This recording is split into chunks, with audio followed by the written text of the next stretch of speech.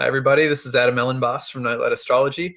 It is Saturday, October 5th today, and I'm sitting down to make a brief video on the current Mercury opposition to the planet Uranus. So I'm going to show you this transit on my screen for a moment. And this transit is pretty fast moving. It's not going to last a long time. That's because Mercury moves pretty quickly through the zodiac. So Mercury moving through an opposition to Uranus in Taurus from the sign of Scorpio. And this is in effect already. It has been maybe the past couple of days. And you take it through Monday, Tuesday, even Wednesday before it gets to that 3-degree range, which tells us that the separation has occurred. And, you know, within 3 degrees approaching an aspect and 3 degrees leaving an aspect, typically that's the range within which the event or events that correspond or correlate with the symbolism of the transit will take place. So you're looking at, you know, the past couple of days, over the weekend into early next week. So what does this transit mean? Mercury is in Mars's sign of Scorpio and is moving through the opposition to Uranus in Venus's sign.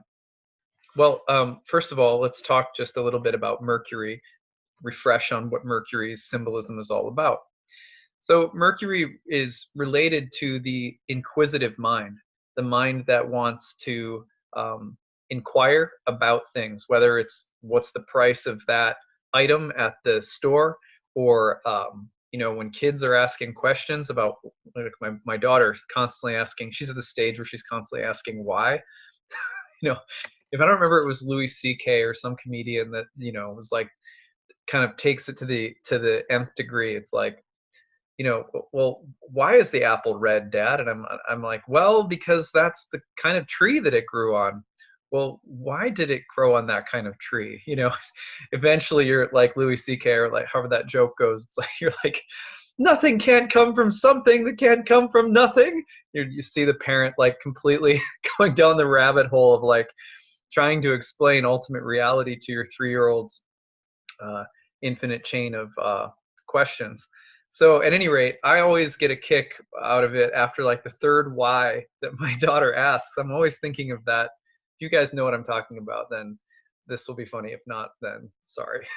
I always think of that joke though. So at any rate, the infinite regress of why that children ask, that's Mercury. That's Mercury trying to get us acquainted with how things work and why things happen the way that they do.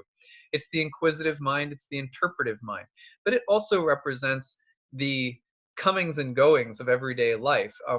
Mercury is basically like the joystick of the video game, right? It's like, you know, what are the series of actions that I need to take in order to get something done? The way that we plot that, the actual back and forth of doing things, whether it's in your immediate environment, or whether it's you know, coming and going, the comings and goings of traffic or of a subway system or bicycles in a city. Mercury is also was traditionally the ruler of argumentation and debate. And in the ancient world, in many different cultures, argumentation and debate was like a sport. You had to be really good at it, and it was considered. You had to know. You actually would study logic and grammar and rhetoric, and you know, you had to be good at these things in order to it was just as much of a sport to be able to defeat your opponent in an argument, even if you didn't necessarily believe in the argument that you were having. I was on the debate team in college, and I'll never forget winning a debate at a debate like tournament, and basically feeling really bad because I won the debate, but it was for something. It was like I had to argue for the side of an argument that I really didn't believe, and I just remember feeling like this doesn't feel right, you know. But that's Mercury. Mercury's neutral. Mercury can be feminine or masculine. Mercury can play for the team that's bad or play for the team that's good. Mercury is very adaptable and is very tricky. And so some of the simple things that Mercury represents are the mind, the intellect, rationality, questions, the inquisitive or curious mind, and the curiosity of like kids. It also represents court games, things that go back and forth or debate. Mercury is always on the go, always bustling. It's like a busy marketplace for Mercury, right? So when Mercury hits an opposition to any planet, first of all, whatever the other planet may represent, Mercury is going to be opposed by that planet, which means that your comings and goings, your mental life, um, whether it's in the marketplace or driving around or just your basic daily hustle, or what's on your mind, what's occupying your thoughts, how you're communicating with other people, will experience oppositional tension, which can result in power struggles or challenges or direct feeling of being oppressed, um, with whatever planet is doing the opposing, or whatever planet Mercury is opposing. So with Uranus, Mercury is opposing a planet that sometimes is actually called like the higher octave of Mercury. People have called it that before. I don't like generally. I don't like the octave game, because I think that it's overly simplistic and kind of unimaginative. But the I will say that Uranus does bear some resemblance to Mercury, insofar as Uranus is often associated with brilliance, innovation, inventiveness, and the mind. Uranus is sort of like the mind on fire with innovation, or with some new idea or some daring ideal. Uh, Uranus is often associated with Prometheus, of course. So when the two of these planets get together, the planet of revolution, Uranus, sudden disruptions, unexpected events, but also innovation, revolution, freedom, emancipation.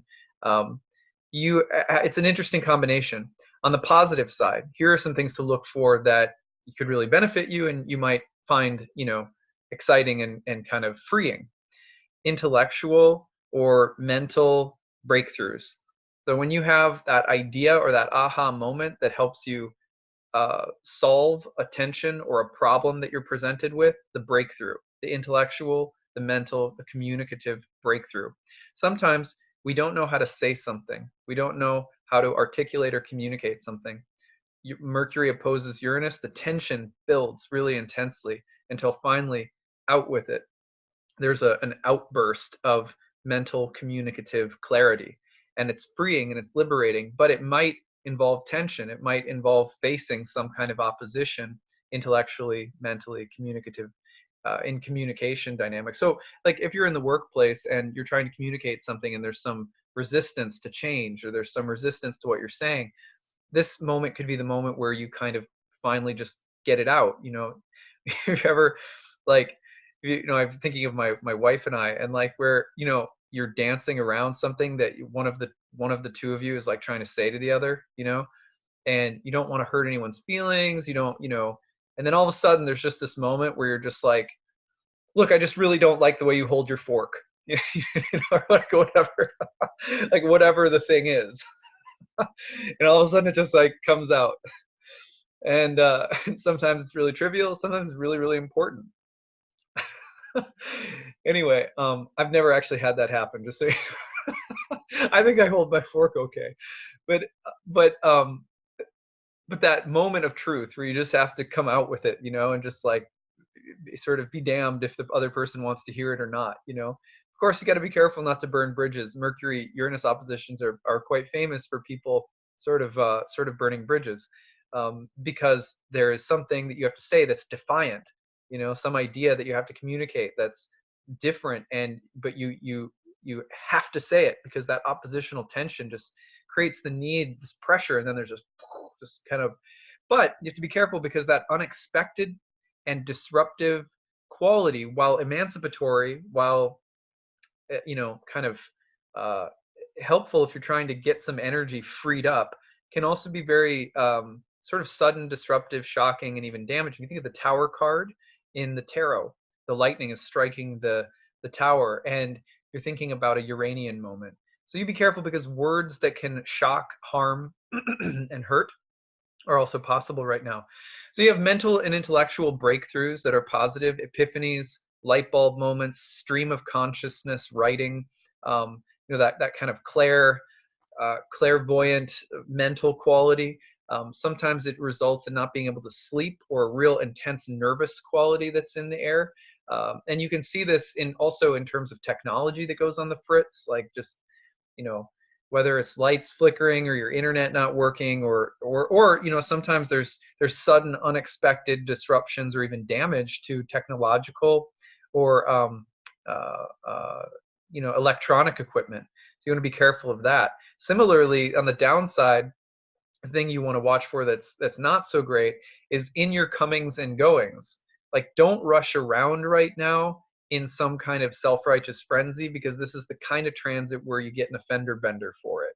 I'm going to use that as a metaphor. Let's hope it's not literal. But this is the kind of transit where it's like, you know, for example, right now, uh, I'm on a short vacation. Um, we're kind of trying to reset after closing our yoga studio, right? And the positive is that, you know, this week we're sitting down to do a lot of kind of visioning for what's coming next. My wife and I have been business partners for about a decade now, and celebrating our 5th wedding anniversary here. And so a great time for, like, you know, big, like, again, just like sitting down and plotting and planning new ideas, and, you know, a lot of kind of good innovative energy. At the same time, something that's interesting is that in the place that we are staying right now, um, uh, there the way that people drive around here where we're staying is kind of maddening. You know, it's like, also I have to be very careful driving around, that I pay close attention to the way people are driving. And I've thought about that, like, every day that we've been here. I've been like, oh, Uranus is coming, Mercury's going to oppose Uranus. I got to be really careful not to get into a stupid accident, you know. So at any rate, especially with the, you know, these rental cars, they're not, it's not fun to deal with a rental car accident. So knock on wood. I'll knock on some wood over here. Nothing like that will happen to us, let's hope. But it doesn't hurt to pay attention and to just be careful right now. So simple. Um, you know, and then there's that time, and it happens to all of us, where you're on the road and someone is just being a total jerk. You know what I mean? And but, like, be careful that it doesn't turn you into like Mad Max, because that can that can happen right now too. Like, just like you can blow up and be like, just stop holding your fork that way, or, you know, you can have some sort of, you know, just electric a word dump on somebody, on some poor person in your office or something. You also have to be careful. You're on the road, someone's like acting crazy and driving erratic, very Mercury opposite Uranus, and suddenly you become like Mad Max. You know, you're like, hey, you're hanging out the window, you've got like a you've got like a machete or something. You just go nuts, you know. So be careful also of just like it kind of eccentric energy that can kind of take you over and just make you go a little, just kind of have you go a little mental. So yeah, because because the last thing you want to do is get into a machete fight with someone on a road. I don't know why that would happen, but in case someone really pisses you off on the road, be the calmer cookie. All right. So I think that's about it. A couple of days worth of innovation, electric, eclectic madness, breakthroughs, but also possibly short circuiting. So so watch for that over the next few days. You also will notice, by the way, that there will be bombshell information, communication, and messages in the news. Watch for that really, like, shocking piece of news or information that comes forth suddenly, or some kind of really defiant position that somebody takes, really vocal and eccentric or rebellious. Watch for that energy too in the next few days. All right, that's what I've got for you guys. I hope that this was good. I'm gonna go try not to. I'm gonna try to have good brain sessions and uh, try to avoid machete fights and Mad Max scenarios. So, and you too. Okay, take care, everyone. Bye.